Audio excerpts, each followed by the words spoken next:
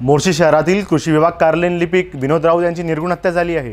ही घटना धक्कादायक असून आरोपीला 24 तासाच्या आत पोलिसांनी अटक केली आहे। मृतकावर झालेला हल्ला वैयक्तिक वैरातून करण्यात आला असल्याचे तपासात समोर आले आहे। चला सविस्तर पाहूया भयानक प्रकरणाचा मागोवा। 23 ऑक्टोबर 2025 रोजी तेजस विनोदराव राऊत यांनी मोर्शी पोलीस स्टेशनला धाव घेत रिपोर्ट दिला की त्याचे वडील विनोद भास्करराव राऊत सकाळी 8 वाजता लोन केसच्या कामासाठी अमरावतीकडे निघाले, पण परत आले नाहीत।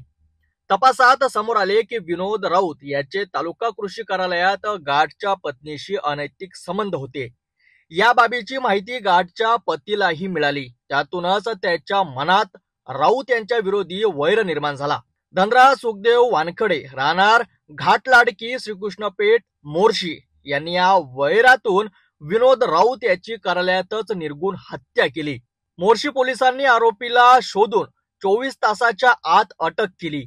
आरोपीने कबुली दिली की त्याच्या पत्नीच्या अनैतिक संबंधामुळे तो वैराने भरला होता आणि याच वैरातून विनोद राऊत याला संपविलं।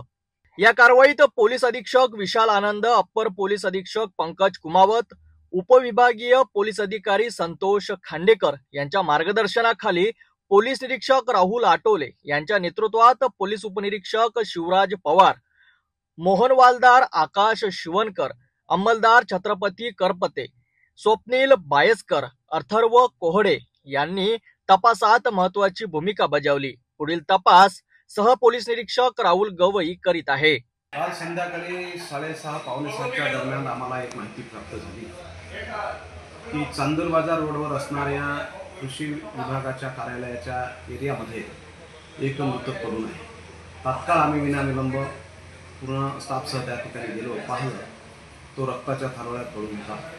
तसे आम्ही तपासाचे चक्र फिरवले आणि आम्हाला आमच्या रेकॉर्डवर जशी FIR प्राप्त झाली त्याप्रमाणे हा गुन्हा करणारा जो व्यक्ती आहे तो धनराज सुखदेव वानखडे आहे, तो श्रीकृष्णपेठमध्ये राहतो आहे। FIR ही मृतकाच्या मुलाने तेजसने दिलेली आहे आणि त्याच्या तक्रारीप्रमाणे आपण तो गुन्हा दाखलही केलेला आहे।